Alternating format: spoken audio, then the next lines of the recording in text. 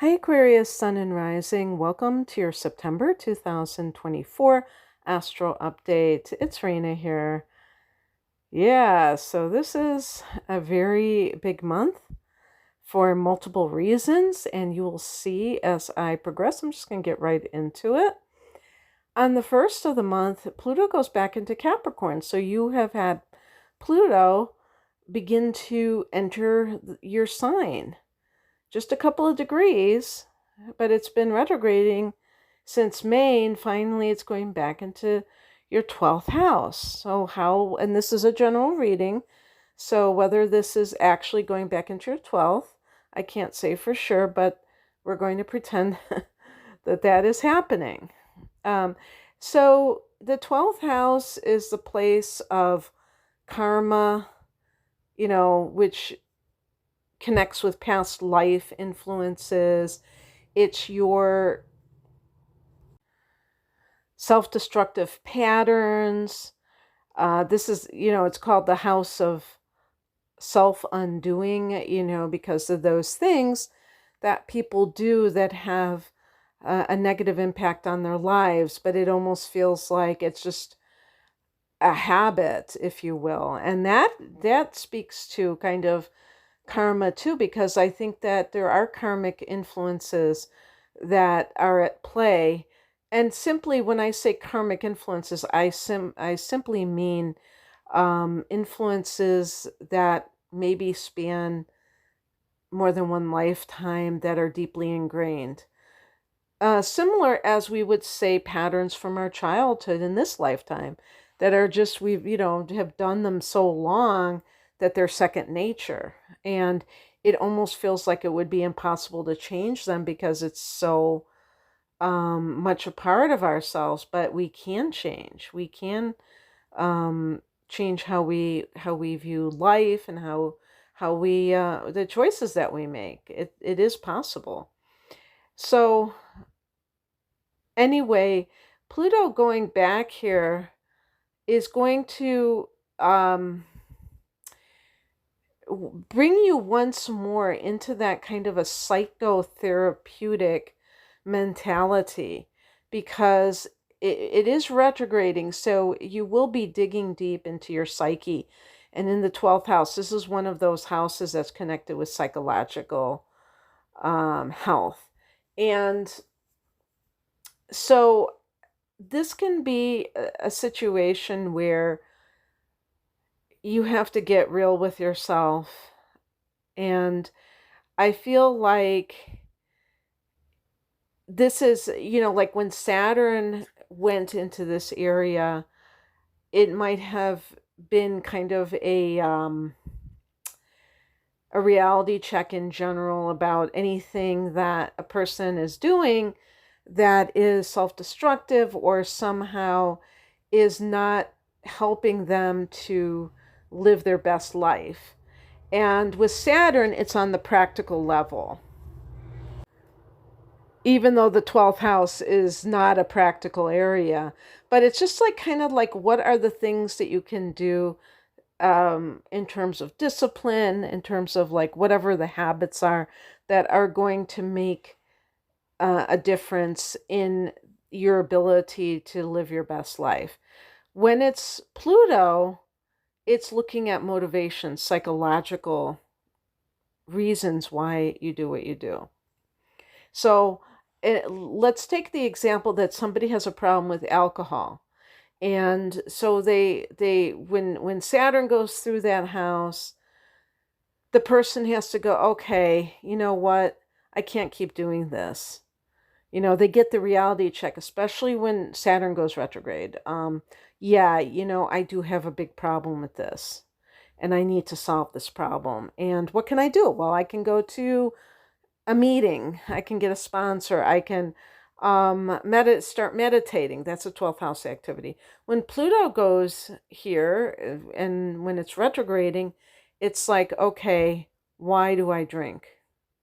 What is the root cause of why I drink? Now, obviously, you might not know past lifetimes what was going on, but in this lifetime, what kind of childhood did you have? You really go into this, you kind of like when did I first drink? What was my parents' relationship with substances? Did they abuse a particular substance? Maybe they were potheads and I'm taking their addictive behavior, but I'm changing the substance so I don't have to act like I'm like them. I can, because that happens a lot when people have problems with weed. Their parents were alcoholics, so they can kind of distance themselves from that behavior, even though they're still engaging in addictive practices, and they can justify it by saying, well, it's not what they're doing. And but anyway, something along those lines where you're bringing it back to yourself. And so it might be a couple of intense months from September until November 19th, when Pluto goes back into your sign. But Pluto's going into your sign again, so that's not going to be intense. I think not, but at least it'll be more about standing in your personal power. And the personal power, though, comes from being able to see how maybe you give away your power, or you're doing something that is counterproductive, that doesn't help your life as a whole. And how can you change that so that you come across not as controlling, with Pluto in the first house. If somebody has Pluto in the first house, they can, in their natal chart, they can be rather intimidating. Other people can see them as intimidating. And that's not necessarily what we're talking about. That's not necessarily ideal, but it could be something more along the lines of knowing who you are and not having to control others because you're in control of yourself. All right. And on the same day, I'm still talking about the first, Uranus goes retrograde at 27 degrees of Taurus. This is a fellow fixed sign. So for Aquarius, Sun or rising, this is the fourth house of home and family. When people have Uranus in this area, they can have a lot of kind of curveballs thrown at them as far as it goes with home matters. So, in other words, there might be things that happen that the person, that are unexpected. Uranus is your ruler, by the way, so it's something that, to take note of, because it is very influential for you. It's very important for you. If you're, if this is your natal, if you are Aquarius rising, your chart is ruled by Uranus, so it's very important. So in any case, this can be like, when it's retrograding, it may feel like you're looking within, just like I said about Pluto, as it pertains to freedom, as far as the home front is concerned with. And what I mean by this is that Aquarius is one of those signs that's connected with freedom, hence why Uranus is connected with freedom. And the fourth house being the house of home and family, this can be a situation where it can be like an ambivalent situation for some Aquarius people. Now, if your sun is in Aquarius, you could very well have Capricorn placements or Pisces placements, which might make you more prone to, and your moon can be any sign as well. And what if your moon is in Cancer, which is kind of a weird combination? Sun in Aquarius, moon in Cancer. Cancer is the ruler of the fourth house in astrology. So, I mean, there could be Cancers that, there could be Aquarians who are homebodies, but the archetype of Aquarius is somebody who's a nonconformist. So since society really pushes this idea of, the white picket fence, 2.5 kids, you tend to go against the grain. Not that you don't have families and that you never even get legally married, but it's one of those things where if you are a certain type of Aquarius person, you may really resist it because of what it represents. It might represent to you being trapped, for instance. So, and the same thing even like with home ownership. You might think, well, I'm going to have all these responsibilities. I don't necessarily want them. They say that when Uranus is transiting the person's fourth house, it could indicate that they have a lot of unexpected situations arise where they have to keep moving, for instance. And so it's like, yeah, maybe that happens for you, but if this is your sun sign, the mundane events, your day-to-day events, it might not shake out that way. I would say there might be a greater likelihood if this is your rising sign that this has been how it has gone for you. So yeah, but this is more of looking at it from an internal perspective, because you may actually, if you have been had to move unexpectedly, you may actually say, wow, I really actually do value having, laying down my roots. This is getting kind of annoying. So yeah, on the 2nd, there's a new moon at 11 degrees of Virgo, and for you, Virgo is the 8th house. The 8th house is the house of Scorpio in astrology. It's the house of transformation, and it is the house of other people's money.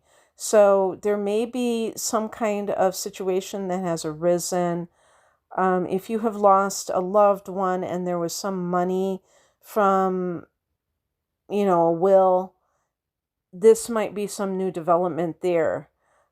There could be a situation if you are coupled where your partner is getting a raise, or there's something, I don't even know if it would, have to be something positive. It could just be something new that is occurring regarding their finances that you are indirectly benefiting from and affected by, So also you may embark upon a course where you're learning about astrology. The 8th house is connected to that, and I don't know how many Aquarians know this, but you are associated with astrology. I have my midheaven in Aquarius, and I found that out, and I'm like, when I was thinking about doing this, and that kind of put me over the top, I think, because I was going back and forth, and I was like, okay, well, I guess it's meant to be.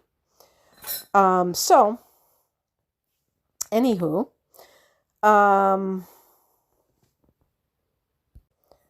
this could be the phoenix rising from the ashes kind of a vibe, because this is the house of rebirth. So there might be something where you felt like you really, oh, well, you know what?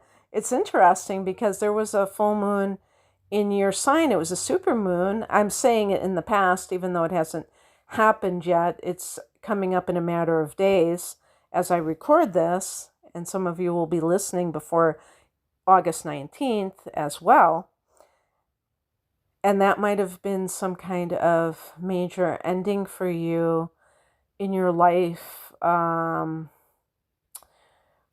just a major event occurring that really, where something you've worked on a long time, it's like you're coming into the harvest time of that, whatever that is connected to you and your advancement. And so this could be like a continuation of that, the phoenix rising from the ashes. to have this rebirth. On the 4th, 2 days later, Mars goes into Cancer.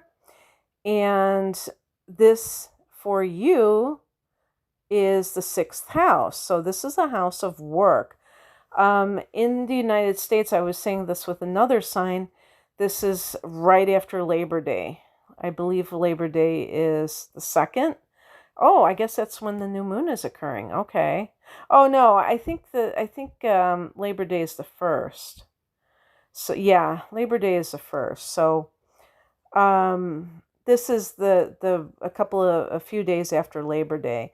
Labor Day in the United States is when we officially say goodbye to summer. It's a very bittersweet time, especially if you live like I do in the Midwest, where the warm weather isn't like all year round. So you have to get prepared for the cold weather. But anyway, this is going to fall in this work sector. So you could be working very hard, working overtime. Maybe this is the house also of health. So it's possible that you are doing some kind of physical type of, I guess it could be like working out, but anything to improve your health, that could be happening. The 6th house is the workplace, so Mars could be some sort of conflict, maybe, or competition with coworkers, conflict with coworkers, maybe both. That's a possibility. On the 9th, Mercury goes into Virgo. So now we have Mercury and actually, yes, because Mercury retrograded in this 8th house. So that's where it all began. And now it's going back into the sign that it retrograded in, because it went back into your 7th house. So there was probably some kind of litigation, or, making sure that a contract was correct, having to redo something. Now it's coming back into its own sign. And then on the 12th, which is only 3 days later, it comes out of its shadow. So there is that sense of moving forward for sure.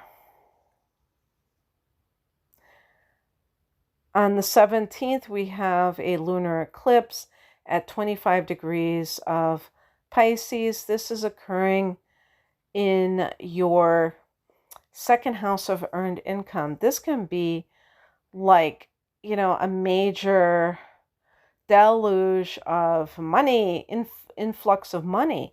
And I don't personally think it has to be just from what you earn. I think it can be from anything, including any kind of probate issue. If you're getting an inheritance, that might be, this coming in.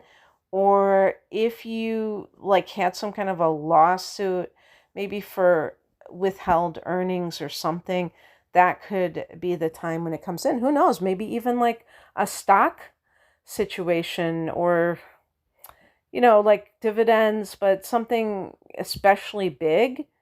I don't know. I never hear when they say stocks are splitting and things like that. But if they can do that still to this day, then, you have one stock, and all of a sudden you have 3 times as many shares or twice as many shares. Those kinds of things. Yeah, I think it can only be twice, right? I don't know. Shows you how much I know about it, right? But yeah, just getting like a good return for your money and things like that. Now, is it possible that something is eclipsed out of your life that's financial? Yes. I would say that especially if you are someone who is of retirement age, and perhaps you have been kind of reluctant to just kind of totally leave a workplace. Maybe you have been you're old enough to retire, but you're still there at least part-time or something, that it is ended, whether or not you initiate it, probably not initiate it. And although it may feel out of control, I don't believe that it leaves you high and dry. It's just simply that it's time to put your focus elsewhere, not with whatever this thing is. Because eclipses, the whole purpose of them is to kind of um, shift areas of life that have become, where things have become complacent. It's like a shakeup. And sometimes the shakeups feel really good because it feels like we're gaining from it. So anything that is perceived as a loss can feel very disorienting. And I get that. But if you can see the benefit in it, even if you can't personally see it, that would be the best. Like, in other words, not fear it. But I don't think that this is necessarily the case for everybody. I think for some people could actually be that you are experiencing some kind of, like a major harvest, like it was a long time coming type of a vibe. Actually, Neptune retrograde is occurring, is going to be featured in this because Neptune has been your second house. So I suppose this could be like a major wake-up call about something concerning your finances. If you had any kind of scam, maybe you wouldn't know it until this time. And I'm trying to think of like how that would even happen. I suppose if you thought you were investing money in with somebody who really was reputable, and then you find out that they, like a Bernie Madoff type of person. Um, I always think that I always am a little suspicious of that whole thing because it just so happens his last name is Madoff, like he made off with the money. So it almost sounds like a psyops to me sometimes. But yeah, those kinds of things, which are unfortunate, but they also give us a lot of information because when Neptune is in somebody's natal second house, and by association, when it's transiting your second house, it's really about understanding the true purpose of money. That there's a spiritual understanding about money. Some people get very ensnared in money. And I think Aquarius is not one of the top signs of materialism. However, you might still get caught up in fear-based thinking about like, oh, I can't spend money, or I'm afraid I might lose money. And money, if you think about it, money is a means to an end. It's not something we can take with us when we leave this world. So it has a limited value. Even though it has value, you can't say it's just completely worthless. That's not true. And we need it in this lifetime. But people, have a lot of like safety issues with money. Like, oh, now I feel safe because I have X amount of money in the bank. But some people never feel safe. And, we never know what could happen. Even if you have money in the bank, even if you have FDIC, I mean, as horrifying as it can be to think of, we have no real control over it if it's not in our hands. And even if we own the money, if we put it under our mattress, it could be rendered worthless overnight if the powers that be so choose to see it that way. So we have to put our faith and our sense of safety in something beyond money. And that's what Neptune is about, the spiritual connection. But it's in terms of the finances in the second house, it can be, knowing that we will be provided for no matter what, that the universe has our back, that we will be provided by the universe. On the 22nd, the sun goes into Libra and Venus goes into Scorpio. So Libra for you is the ninth house. This is Sagittarius's domain. Very nice kind of place, very, very harmonious with you. This is a trine to you, Aquarius, and just the sign of Sagittarius, that is a sextile to you. So there is a harmonious vibe of what this house represents. You're down with that. So this could usher in influences that have like an international feeling to it. You're going to have a solar eclipse here in early October. So let's say you get a bunch of money for some reason. You might be like, you know what? I'm out of here. I'm out of my home country. I actually would like to live somewhere else. And now we got the money. Maybe I'll buy a villa in Italy or something, you know?